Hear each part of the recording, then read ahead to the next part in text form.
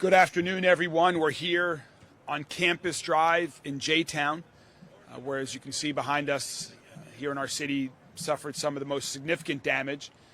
Start with the good news. The good news is that we are unaware of any injuries that are the result of the storm last night. And so we are very fortunate that when the storm came through and when these strong damaging winds came through, none of these areas behind us or some of the other areas of damage that we're seeing today, nobody was hurt. So that is the good news. But of course, many businesses, homes suffered very significant damage in and around the J-Town and Middletown area. We're joined today by the mayor of J-Town, Carol Pike, the mayor of Middletown, Myron Chapman, the police departments, Anchorage Middletown Fire Department, as well as Louisville Metro Government's Emergency Management Agency. You'll hear from several of those here shortly after I give a brief overview of what we know today, right now, and what we're expecting over the coming days. First, in terms of what happened last night, there is no official confirmation yet on whether a tornado touched down or not from the National Weather Service that I'm aware of yet. We will get that information out as soon as we have confirmation on what exactly happened from a weather perspective. But regardless of what you call it, as you can tell, we sustained some very significant damage in and around the J-Town area. Several businesses, such as this wood veneer business behind us, a daycare and education school behind this building, were very seriously damaged with suffering significant losses. Homes nearby in the Copperfield subdivision, in the reserve at Beckley Creek and surrounding neighborhoods, homes were also damaged as well. Again, most of the damage in Louisville centers in and around the J-Town and Middletown areas. I have signed and then declared a state of emergency for all of Jefferson County for the damage that has happened overnight, and also given the expectation of very significant rainfall that we expect to start soon and to continue off and on in the coming days through this weekend, which puts us at the risk of very significant flooding. We have teams on the ground from Louisville Metro Government that are doing damage assessments right now.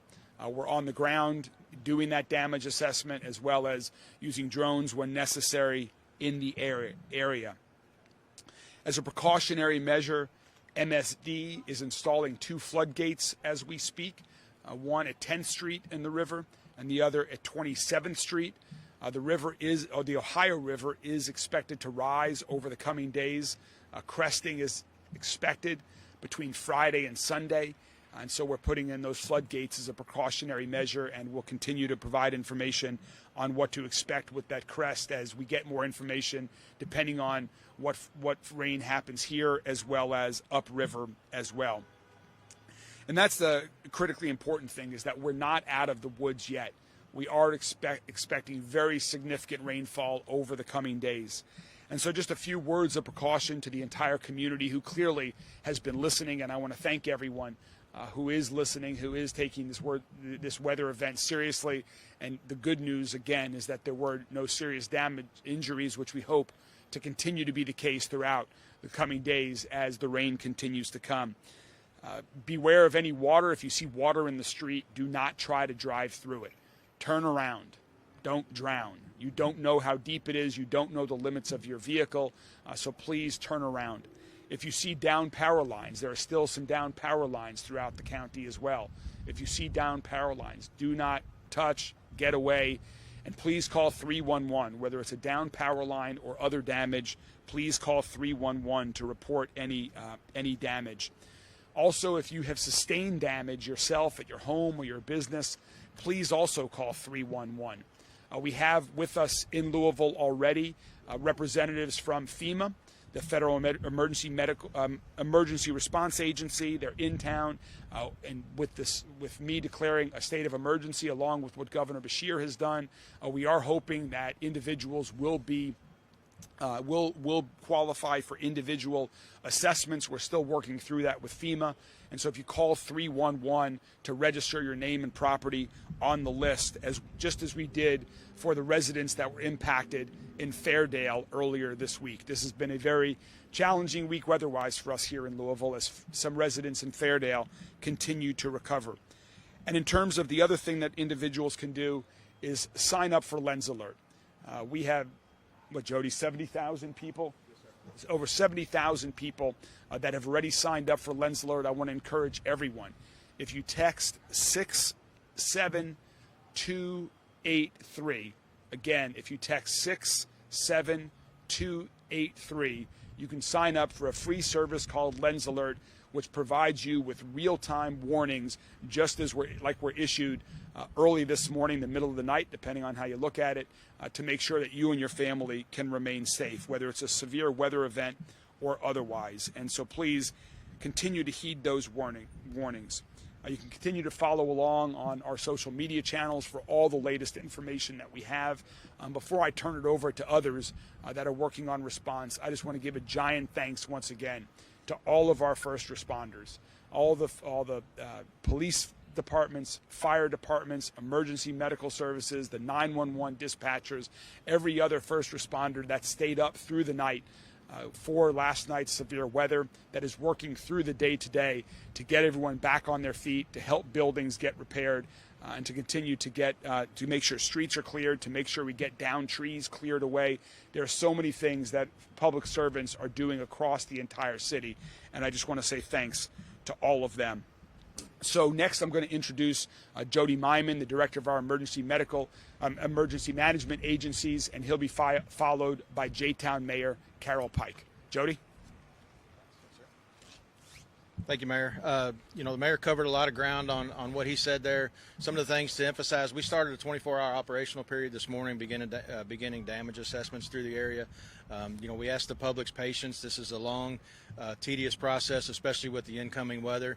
When we focus on preparedness, response, and recovery, and this is a unique situation over the next several days because we're recovering from incidents like this, but we're also preparing and responding to other weather emergencies that are going to occur over the next 3 to 4 days. So, we ask your patience. It's imperative that if you have damage, you call 311 so that it can get in our database. We can send out damage assessment teams to your area so that we can get it in the state database. We're working with state emergency management on, again, asking, like we did for Fairdale, for individual assistance and other assistance that could be a potential, for residents throughout the area that were affected by these storms. One big important thing is you can see there's a lot of debris around. It's going to be, could be problematic with all the rain that we're getting, that the debris that's out there, whether it's on somebody's public, in their public yard, or in a street right away or wherever it is, that they don't hamper or clog drains to keep rain from flowing like they normally should flow. So you can either call MSD to come out to assist with unclogging areas, or if you think it's safe, there's no water in the area, you can go ahead and try to do that yourself. So just make sure that you're keeping safe. Daylight brings out a lot of things. Even since the sun came up this morning, we were looking at a lot of wires down that people were noticing. So, like the mayor said, that's a big safety issue. If you find a down power line, don't touch a fence in the area. Call LG&E, call 911 if you think it's an immediate issue to life and health and safety. So, but like I said, we're out here. We're working in 24-hour operational periods, but it is going to be a slow, tedious process because of the weather that's incoming. So, but we'll be here for the community, the city of J-Town, Middletown, and all the surrounding areas that were affected by the storm.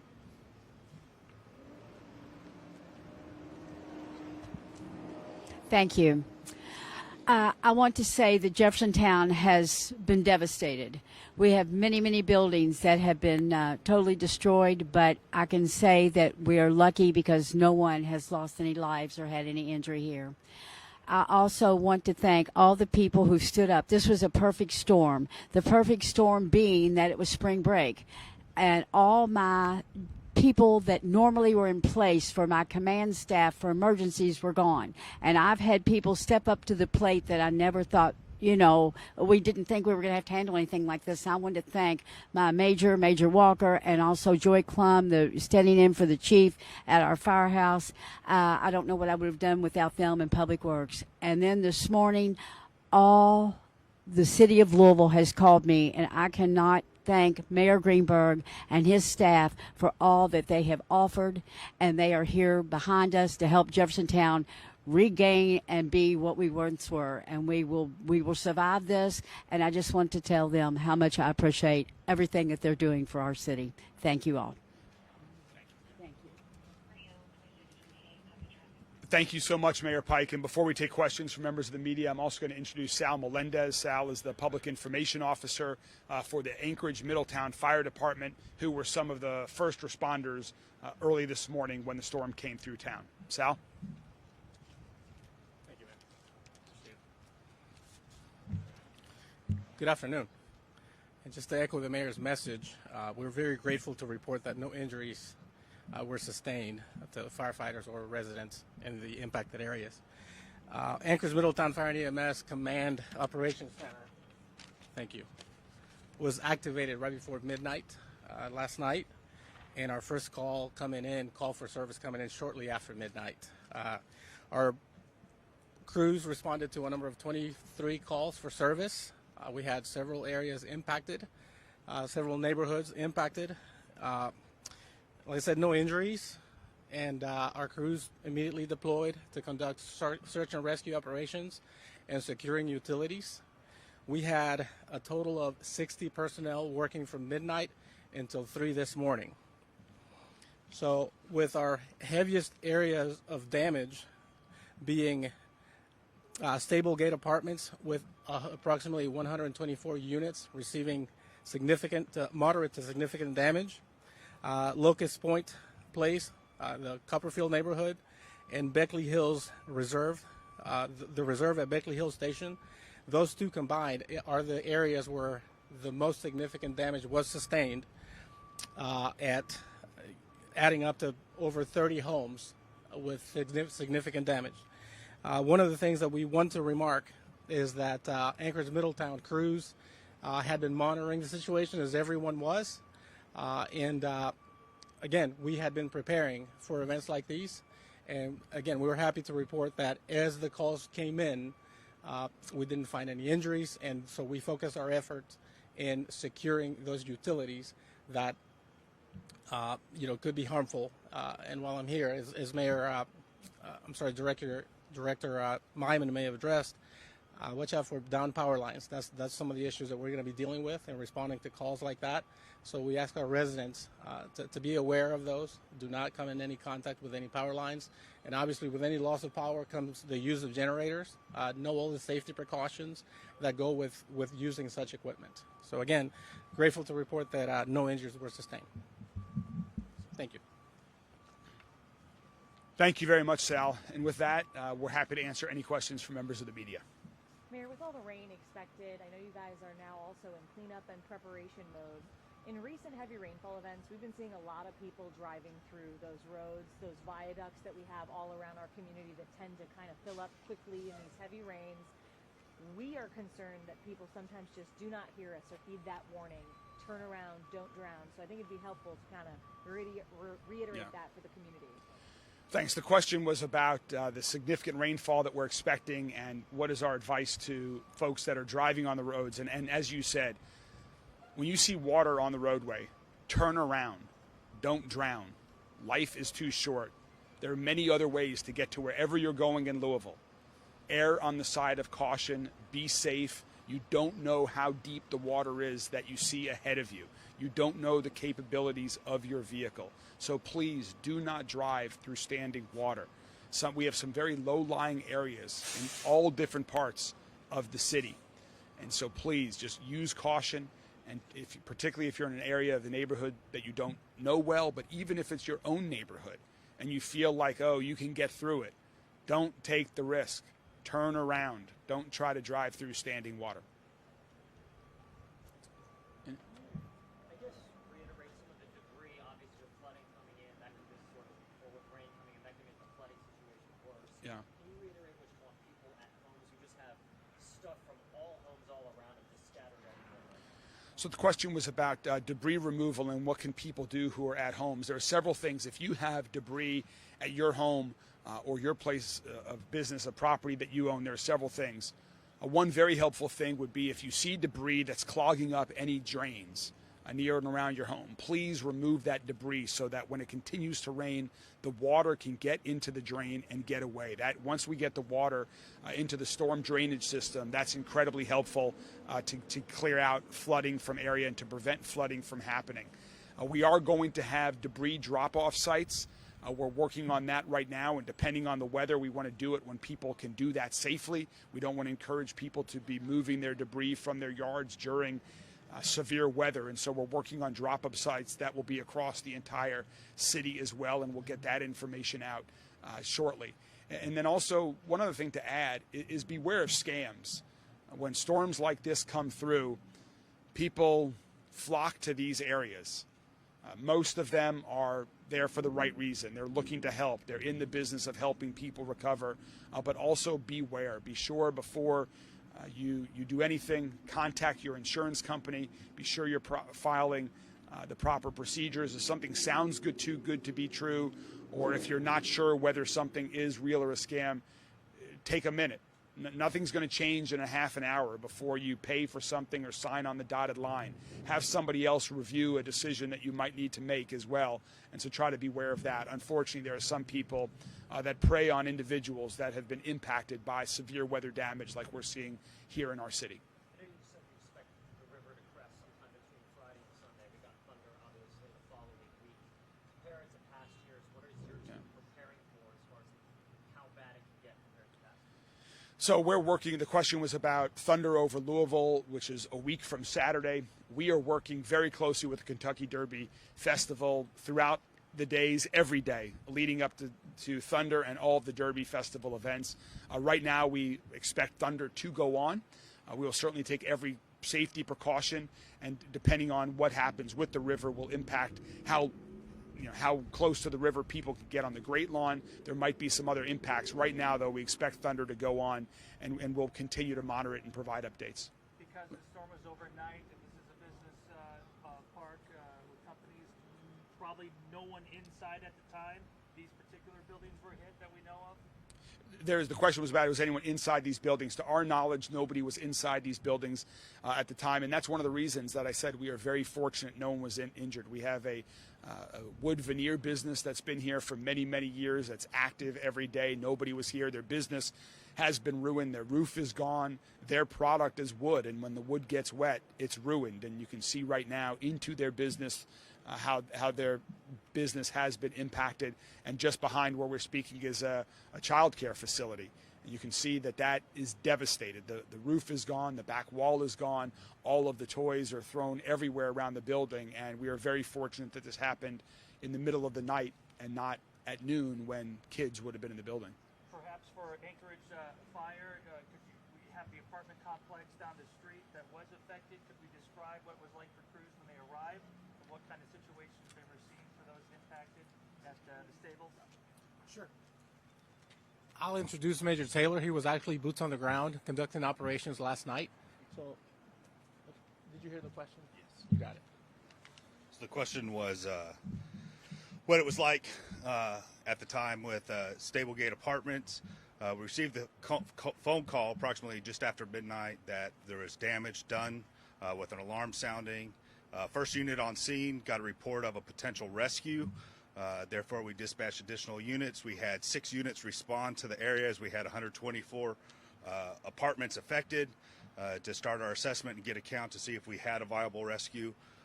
Fortunately, there was no rescue that was needed. All residents were safe and sound, no injuries. Stablegate Apartments maintenance came over, took control, got them into the clubhouse. We were able to clear everything, assess the damage, and then move on to the other neighborhoods at that time. Can you describe the damage that you saw?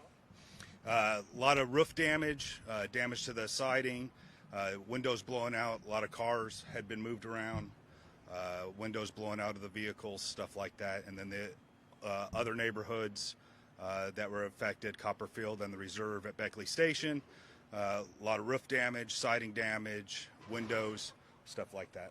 Does it appear that any damage was severe enough in any of those locations that some people may be displaced for some time? Yes, definitely. With that being said, are you just perhaps surprised that there were no injuries, especially in that situation? Yeah, I'd say surprised is a good word, but very fortunate. Nice thing is everybody was prepared, everybody worked together, and it was nice seeing neighbor help neighbor during those things. So those that were affected were brought in by neighbors and stuff to make sure they were being taken care of. Stephanie had a question. Yeah. Sorry. It's being reported the National Weather Service in Louisville has no plans to come out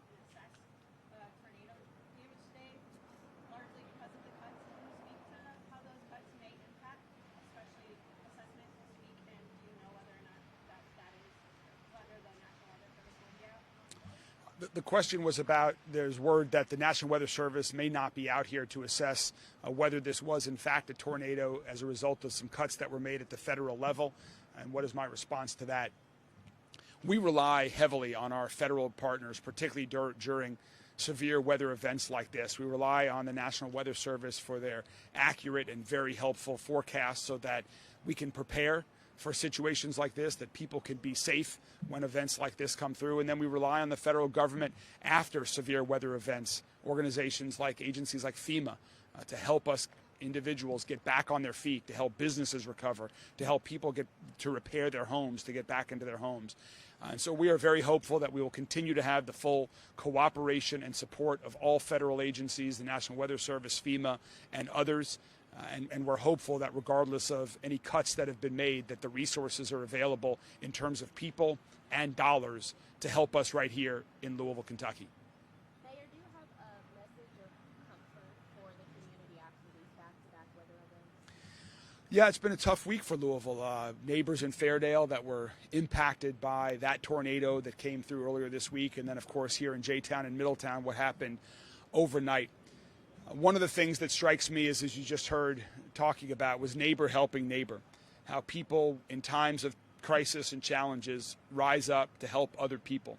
Whether it's to lend a helping hand, as I just saw back here, where this business owner had some friends who were helping him salvage what might remain of any not destroyed material that he had in his warehouse, to providing places to stay for friends or family members that have been displaced. The list goes on and on of how you see people here in Louisville extending that helping hand, extending support to one another. And that's one of the reasons why I'm so proud to be a Louisvillian, and we continue to extend that hospitality to others that we care about time and time again. Thank you all very much. We'll continue to keep you all up to date with information as it comes. And remember, call 311 if you have damage. Stay safe. Don't drive through water. And continue to be aware and sign up for Lens Alert if you don't have it. Thank you all very much.